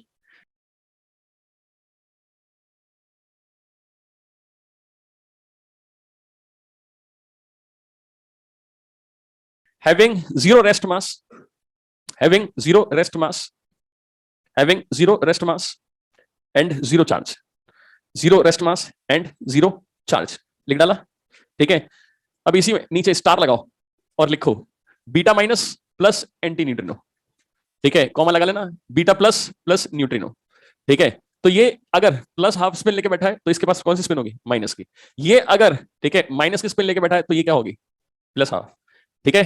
तो ध्यान रखिएगा, ठीक है, ध्यान रखिएगा, अगर इसके पास में स्पिन, ठीक है, प्लस है तो इसके पास में माइनस है, ठीक है, इसके पास माइनस है तो इसके पास में क्या है, प्लस है, माने ये जोड़े में निकलता है, कभी अकेला बीटा नहीं निकलेगा, उसके साथ न्यूट्रिनो या फिर एंटी न्यूट्रिनो निकलता है, ठीक है। सॉरी, ठीक है। तो ये हो क्या रहा है, मेन मुद्दा ये है, हमको ये नहीं समझ में आ रहा कि ये हो क्या रहा है। तो ये एक चीज तो मालूम पड़ रही है कि ये हो एक रिएक्शन रहा है, वो भी न्यूक्लियर, क्यों हो रहा है, इससे न्यूक्लियस को स्टेबिलिटी मिल रही है, ठीक है, पर कैसे हो रहा है वो समझना है। तो कैसे हो रहा है वो समझने के लिए वो बोलता है कि रिएक्शन लिखते हैं, चलो अपन तो छोड़ो सारी बातें, थर्ड पॉइंट में रिएक्शन लिखते हैं कि एक था हमारे पास में पेरेंट न्यूक्लियाई, हमने कहा ठीक है, यहां बना डॉटर न्यूक्लियाई और भाई साहब निकल गया क्या, एक इलेक्ट्रॉन, ठीक है। तो मास नंबर में कोई फर्क आया क्या, नहीं, पर चार्ज नंबर में आ गया, ठीक है। इसी तरह से अगर यहां पर, ठीक है, अगर यहां पर अपने पास में बीटा प्लस निकला, ठीक है, तो मास नंबर में कोई फर्क आया क्या, नहीं आया, ठीक है, पर चार्ज नंबर में फर्क आ गया, ठीक है। और हमको मालूम पड़ रहा है कि ये अधूरी रिएक्शन है, ठीक है। तो हमको बताया जा रहा है कि अगर यहां पर बीटा माइनस निकला तो एंटी न्यूट्री नो, ठीक है, और बीटा प्लस निकला तो न्यूट्री नो, ठीक है। तो अभी तक हम सिर्फ रट रहे हैं, तो हम रटते रटते इसको लिख लें, ठीक है, कारण ढूंढने की कोशिश करते हैं कि all of this how it is happening, ठीक है। तो सोचने की कोशिश करें, ये पूरी कहानी 1927 या 28 की है, आप तो 30 पकड़ लो इसको, ठीक है, तो 29 या 30 पकड़ लो, क्योंकि न्यूट्रॉन की खोज के बारे में हमको तभी जानकारियां उठानी है, और ये 1956 तक पूरा प्रोसेस चलेगा, ठीक है, 1956 तक का प्रोसेस चलेगा। अब इसमें है क्या, ठीक है, इसमें है क्या, इसमें जो वैज्ञानिक काम आएगा उसका नाम है पाउली और युकावा। कौन कौन काम आएंगे, पाउली या फिर युकावा, ठीक है। तो मैंने यहां लिख दिया नाम इनका, पाउली युकावा, ठीक है। और एक हो गया हमारे पास में फीमेन, ठीक है, एक हो गया फीमेन। तो ये वो वैज्ञानिक हैं जिनके सहारे हमको आगे बढ़ना है, ठीक है। और भी है पर फेमस ही है, डायरेक्ट वगैरह भी है, मगर ये फेमस है, इनके मुख्य उपयोग चल रहे हैं। बाकी बीटा के ऊपर ऐसा नहीं कि इन्होंने काम किया, बहुत लोगों ने काम किया, कैसे कैसे काम किया है समझने की एक एक करके कोशिश करते हैं। शुरू करें, पक्का, यहां तक तैयार, ठीक है। अब चलो, पहली बात तो ये कि ये हो रहा है या नहीं हो रहा है, हो रहा है। एक्चुअली बीटा मिल रहा है या नहीं मिलता है, मिलता है, बीटा प्लस भी मिलता है, बीटा माइनस भी मिलता है, ठीक है। एक्चुअली ये पार्टिकल डिफ्लेक्ट होते हैं इलेक्ट्रिक फील्ड मैग्नेटिक फील्ड में, एक्चुअली इनके पास में क्या है, आयोनाइजेशन पावर है, पेनिट्रेशन पावर है, अल्फा और गामा के बीच की है, पर है। अब कोई चीज अगर टकरा के फाड़ के जा रही है किसी चीज को, कोई चीज आ रही है न्यूक्लियस के से निकल के और वो आसपास से गैस को आयोनाइज कर रही है, इसका मतलब वो एक्चुअल तो है, ठीक है। किसी का मास होगा तभी वो थोड़ा थोड़ी मचा सकता है, अदरवाइज नहीं, क्लियर है, इसका मतलब मास भी है। खोपड़ी में 0 लिखा है, ठीक है। पहली बात तो ये आखिर निकला ही क्यों, पहली बात ये निकला ही क्यों, ठीक है। चलो निकला, ठीक है, पर आखिर आखिर ऐसा क्या है, मास नंबर नहीं बदल रहा है, निकला, मास नंबर जितना पहले था उतना ही अभी भी है। समझने का मतलब, पहले अगर मास नंबर 5 था, पर था अभी भी 5 है, पर देखो आप, ये होता है प्रोटॉन, एक केस में प्रोटॉन बढ़ गया और एक केस में प्रोटॉन घट गया, अपने मतलब अब टोटल सेम है, पर एक में बढ़ गया एक में घट गया, कुछ गड़बड़ नहीं लग रही, ठीक है। दोबारा देखो, अपन ने कहा कि हमने कपिल शर्मा शो देखा, उसमें 5 लोग हैं, अर्चना आंटी को छोड़ देना, जो एक्टिंग कर रहे हैं वो 5 आदमी है, ठीक है। अब 5 आदमी आदमी है, ठीक है। अब मालूम पड़ा ये कपिल शर्मा है, बाकी 4 लेडीज बन के आ रहे हैं, टोटल कितने लोग हैं, 5, बड़े परेशान। दूसरे एपिसोड में, ठीक है, ये दोनों आदमी बन रहे हैं, ये 2 लेडीज बन रहे हैं, अब भी टोटल कितने, 5। मैंने हो क्या रहा है, टोटल नंबर ऑफ पार्टिसिपेंट्स तो वही है, ये कैरेक्टर बदलते जा रहे हैं बस, है कि नहीं है। तो अगर मैं बोलूं कि न्यूट्रॉन्स और प्रोटॉन्स टोटल जितने हैं वो तो उतने ही है, पर हो क्या रहा है, पेरेंट और डॉटर के अंदर एक बात आ रही है कि total number of neutrons protons तो वही है टोटल, पर एक बारी प्रोटॉन कम हो रहा है, किसी केस में एक बारी प्रोटॉन ज्यादा हो रहा है। इसका मतलब क्या हुआ, इसका मतलब न्यूट्रॉन वेरी कर रहा है, हाँ है ना। हमने कहा इसका मतलब, अरे इसका मतलब यह है कि अगर प्रोटॉन बढ़ गया, प्रोटॉन बढ़ गया, इसका मतलब न्यूट्रॉन घट गया, और न्यूट्रॉन घट गया इसका मतलब प्रोटॉन बढ़ गया। इसको बोलेंगे कैसे, तो इसको बोले कन्वर्ट होना, इसको बोलते हैं कन्वर्ट होना। हमने कहा कैसे, तो इसको एक एग्जांपल से समझाता हूं, ठीक है, इसको एक एग्जांपल समझाता हूं। आइए जरा एग्जांपल लिखते हैं, ठीक है, और सारी चीजें पढ़ते हैं, आजा ध्यान से पढ़ते हैं कि आखिर ये हुआ क्या होगा, ठीक है। चलो एक एग्जांपल ले लेते हैं, ठीक है। मेरे पास में एक अनस्टेबल न्यूक्लियाई है x 10 और 5 ले लिया, सर ये तो बोरॉन हो गया, बोरॉन तो स्टेबल है, मान लिया या अनस्टेबल, ठीक है, क्योंकि मैं जो लिखूंगा उसमें गड़बड़ होना स्टार्ट हो जाएगी, ठीक है। अब जरा सोच, ठीक है, अगर मैं ये लिखता हूं तो अब इसके अंदर कितने प्रोटॉन, 5, कितने न्यूट्रॉन, 5, कोई दिक्कत नहीं, ठीक है। अब ये 2 तरीके से डिके हो सकता है, बीटा माइनस और बीटा प्लस, यही हो सकता है, पक्का। चलिए अगर बीटा माइनस और बीटा प्लस की बात आ रही है ठीक है, बीटा माइनस बीटा प्लस की बात आ रही है। ठीक है, तो जरा सोचो, यहां पर मैं लिखूं कि इसके पास में 5 तो प्रोटॉन थे, 5 न्यूट्रॉन थे। ठीक है, अब बीटा माइनस की बात पे शुरू करते हैं। तो बीटा माइनस, ठीक है, तो क्या क्या हुआ, सोचो बीटा माइनस में। ठीक है, बीटा माइनस में क्या हुआ, ये भी हटा देता हूं मैं। ठीक है, बीटा माइनस जब निकलता है, देखो आप ध्यान से, ये रहा बीटा माइनस, तो प्रोटॉन बढ़ रहा है या घट रहा है? बढ़ रहा है। ठीक है, बाहर से कुछ इन्वॉल्वमेंट हो रही है कि किसी चीज की? कुछ भी नहीं। इसका मतलब हुआ क्या? इसका मतलब न्यूट्रॉन और प्रोटॉन की बात करनी है अपन को। ठीक है, न्यूट्रॉन और प्रोटॉन की बात करनी है। ठीक है, जरा फिर से सोचो। ठीक है, यहां पर मैं फिर भी 2 गोले मार देता हूं। ठीक है, और फिर आपसे फिर बोलता हूं कि आप देखना कि अब आप मुझे बताओ, ये प्रोटॉन थे, ये न्यूट्रॉन थे, ये प्रोटॉन थे, ये न्यूट्रॉन थे। ठीक है, ऐसे समझो आप, आपको तुरंत समझ में आ जाएगा। ठीक है, ऐसे समझो, जब बीटा माइनस हो रहा है तो प्रोटॉन बढ़ गया एक या घट गया? बढ़ गया। इसका मतलब पहले 5 प्रोटॉन थे, अब कितने हो गए? 6। तो न्यूट्रॉन कम हुए होंगे, तभी तो टोटल संख्या सेम। ठीक है, तो न्यूट्रॉन कितने हुए होंगे? 4। बीटा प्लस देखो, प्रोटॉन घट गया। ठीक है, तो प्रोटॉन 4 हो गए, तो न्यूट्रॉन कितने हुए? 6। इसका मतलब क्या है? न्यूट्रॉन प्रोटॉन में बदला, प्रोटॉन न्यूट्रॉन में बदला, यही हुआ। ठीक है, तो यहां पर कौन किसमें बदला? हमने कहा न्यूट्रॉन प्रोटॉन में बदला, और यहां पर कौन बदला? ठीक है, ये क्या हो रहा है? They are converting. Why they are converting? To attain stability somehow, क्योंकि बाहर से कोई हेल्प नहीं कर रहा है। हमने कहा क्यों नहीं कर रहा है? बोला नेचुरल है। ठीक है, और ये बदल क्यों रहे हैं? स्टेबिलिटी के लिए। अभी कारण बता दूंगा, पहले इसको समझना पड़ेगा। ठीक है, अब मुझे बताओ, अगर आप यहां पर पाउली की तरह सोचोगे तो पाउली परेशान, पाउली क्यों परेशान कि एक न्यूट्रल पार्टिकल चार्ज पार्टिकल में कन्वर्ट हो गया। How it's possible? ये तो साइंस के खिलाफ है। एक न्यूट्रल पार्टिकल था जो चार्ज में बदल गया, चार्ज कंजर्वेशन फेल है। पर दुनिया में कोई रिएक्शन हो रहा है तो वहां पर कंजर्वेशन तो फेल नहीं होता है। तो पाउली बोलता है कि यहां पर हमको इस केस में एक इलेक्ट्रॉन और इस केस में एक्चुअली एक पॉजिट्रॉन मिलता है। इसका मतलब क्या हुआ? मास नंबर देखो कंजर्व्ड है, चार्ज नंबर देखो कंजर्व्ड है। समझ में आई बात? है ना? तो ये तो दिख रहा है कि कन्वर्शन हो रहा है। क्लियर है? अच्छा, इस केस में यहां पर मैंने खाली जगह छोड़ दी क्योंकि ये चीज अभी तक आई नहीं है। अब मुझे बताओ, ठीक है, कि एन बाई पी और एन बाई पी का एक रेशियो ले लो। तो जब बीटा माइनस का डिके हो रहा है तो जरा सोच के बताओ, एन बाई पी का रेशियो बढ़ रहा है या बढ़ रहा है? देख लो ध्यान से, न्यूट्रॉन प्रोटॉन में कन्वर्ट हो रहा है तो न्यूमरेटर कम हो रहा है। ठीक है, तो ये रेशियो क्या हो रहा है? कम हो रहा है। पर यहां रेशियो क्या हो रहा है? बढ़ रहा है। अरे हाँ, है ना? तो सर इसका सवाल कैसा आता है? तो पहला सवाल थ्योरेटिकली आता है एक्सरसाइज 1 पे, एक बार खोल के देखिए। एक्सरसाइज 1 पे एक बार आए। ठीक है, एक्सरसाइज 1 पेज नंबर 62 सवाल नंबर 32, पेज नंबर 62 सवाल नंबर 32, पेज नंबर 62 सवाल नंबर 32 दिखा आपको। ठीक है, क्या पूछा है? क्या कन्वर्शन के दौरान क्या हुआ वही पूछा है या कुछ और पूछा है? कर लेंगे, इतना ध्यान रहेगा। चलिए, एक चीज खत्म। ठीक है, कि ऐसा कुछ हो रहा है। अब अगर आप पाउली हो और 1929-30s की बात हो, ठीक है, साइंस में इंफॉर्मेशन अभी अवेलेबिलिटी कम है। ठीक है, ये प्लस और ये प्लस हटा दूं थोड़ी देर के लिए, समझना ध्यान से। ठीक है, फटाफट सुनना, ये हो रहा है। ठीक है, आप पाउली हो तो अकॉर्डिंग टू पाउली आप क्या करोगे? आपने एक बहुत बड़ा रहस्य खोल डाला। आपने कह दिया कि यहां पर एक्चुअली कन्वर्जन हो रहा है और चार्ज कंजर्वेशन के कारण बीटा प्लस और बीटा माइनस निकल रहे हैं। ठीक है, अब आपको नोबेल मिल सकता है, बिल्कुल मिल सकता है, क्योंकि आपने अनसुलझी थ्योरी प्रूव कर दी। तो अब इसको कंप्लीटली प्रूव तब कर लो जब ये मालूम पड़ जाए कि अगर कोई चीज स्टेबल हो रही है तो एनर्जी लेके जा रही है। सिस्टम स्टेबिलिटी तरफ जा रहा है तो सिस्टम के अंदर क्या होती है? डॉटर न्यूक्लियाई की एनर्जी कम होती है कि नहीं है? अल्फा पार्टिकल निकला था तो डॉटर न्यूक्लियाई की एनर्जी कम हो चुकी है पेरेंट की तुलना में। तो ये रहा पेरेंट, ये जो न्यूक्लियाई था, और यहां पर क्या बना था? Daughter nuclei. क्लियर है? तो क्या किया पाउली ने?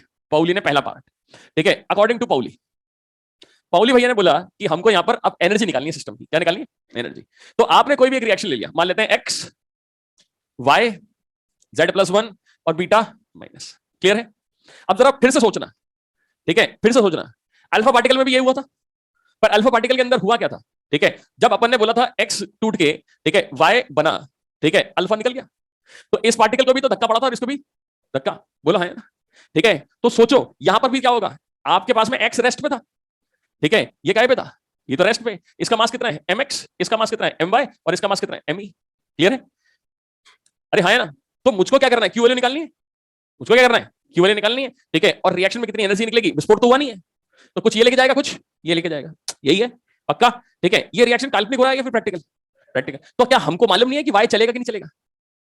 ठीक है, यहां वाला डॉटर निकला है तो चलता है बंदूक से झटका की तरह, नेग्लिजिबल चलेगा मगर चलेगा।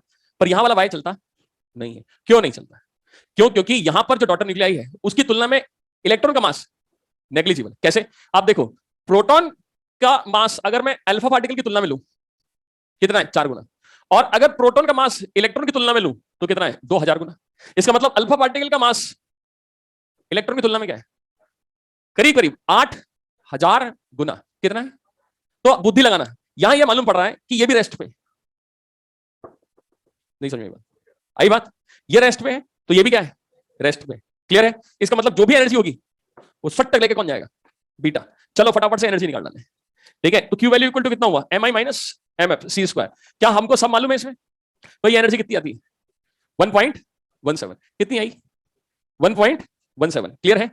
ठीक है, इसका मतलब पक्का हो गया कि ये सारी एनर्जी लेके कौन भाई साहब जा रहे हैं? ठीक है, कौन जा रहे हैं, बीटा।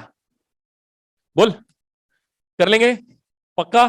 ठीक है, तो पौली तैयार कि लाओ निकालो नोबल। मैंने सब प्रूफ कर दिया, मैंने सब प्रूफ कर दिया। समझ में आई बात?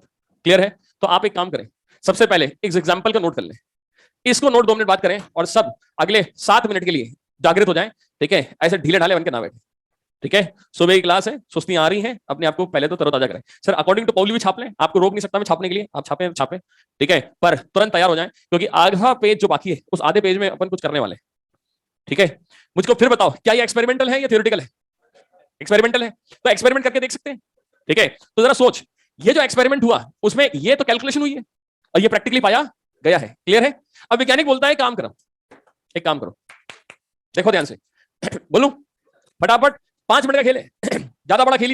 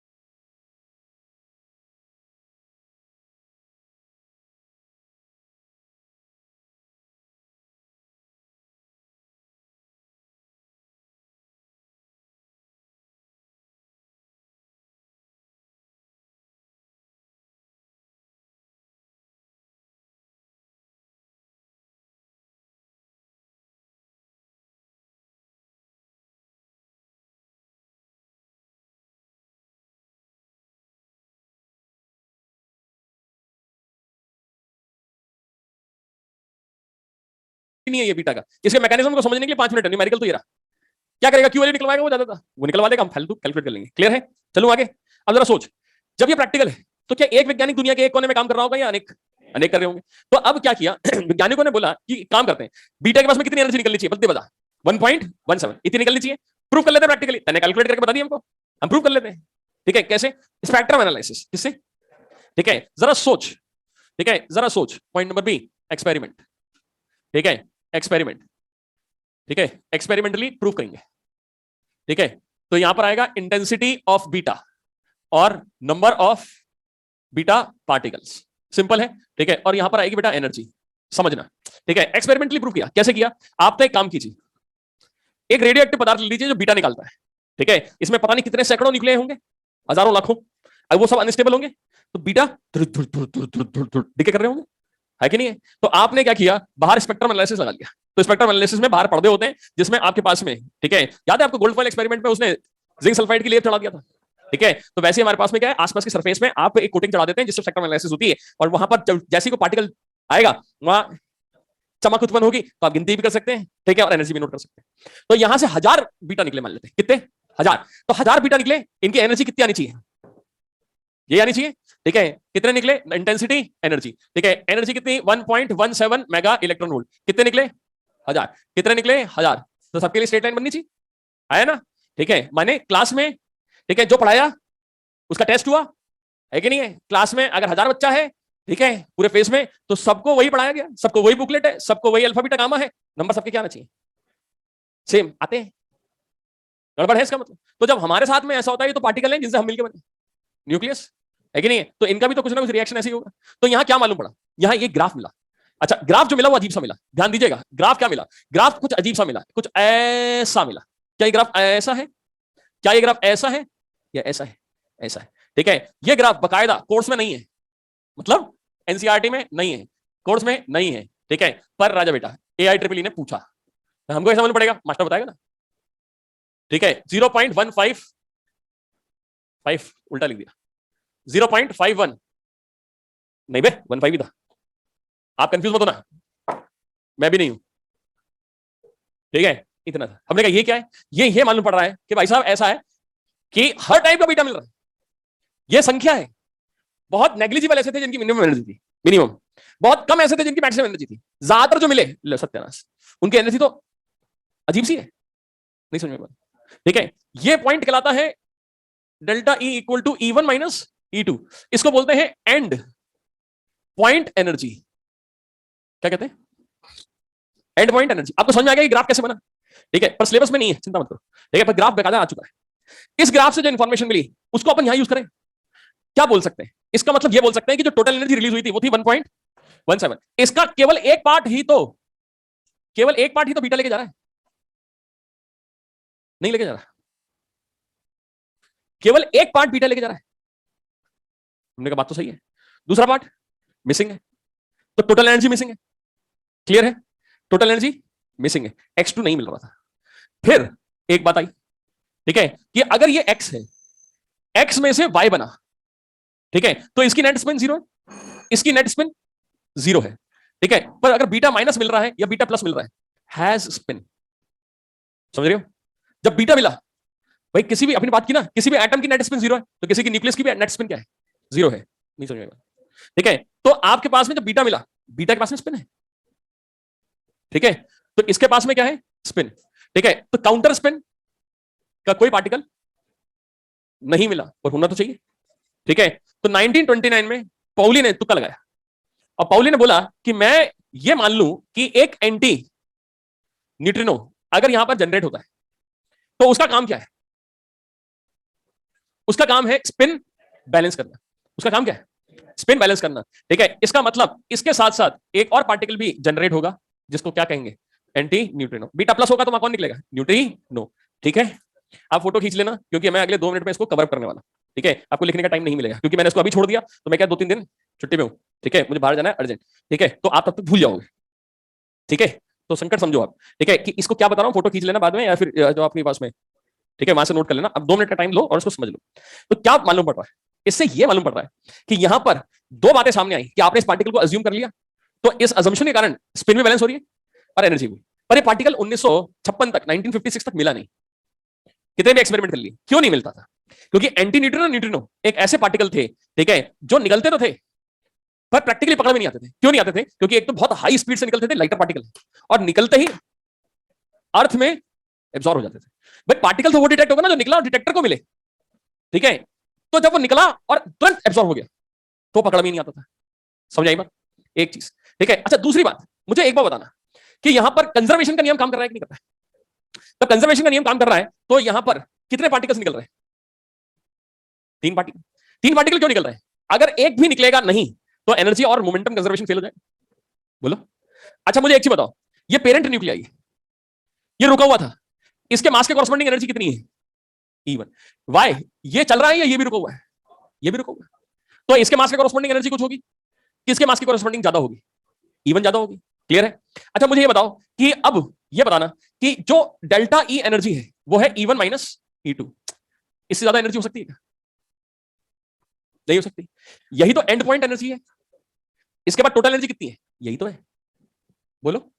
ये एनर्जी केवल बीटा को मिलेगी क्या, क्या ये एनर्जी केवल ये दोनों में क्या होगी, ठीक है, it will gets distributed among, equally नहीं लिखा है, अमॉन्ग देम, ठीक है। इस ग्राफ को देखो, अगर बीटा के पास में मैक्सिमम एनर्जी है, ठीक है, तो गामा सॉरी तो न्यूट्रिनो या एंटी न्यूट्रिनो के पास क्या है, मिनिमम एनर्जी, जब बीटा के पास में मिनिमम एनर्जी है तो बाकी एनर्जी क्या है, समझ आई बात, ठीक है। एक सवाल देख ले, ऑब्जेक्टिव है, एक्सरसाइज 4 में, ठीक है, और फिर आप आराम से, ठीक है, इसको शीट से या बोल सकते हैं कंप्यूटर से नोट कर लेना।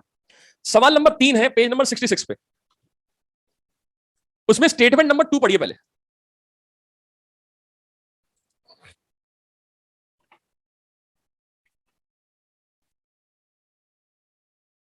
क्या लिख दिया 3 पार्टिकल निकल रहे हैं और वो भी कंजर्वेशन ऑफ एनर्जी और मोमेंटम के कारण। क्या सही लिखा है गलत?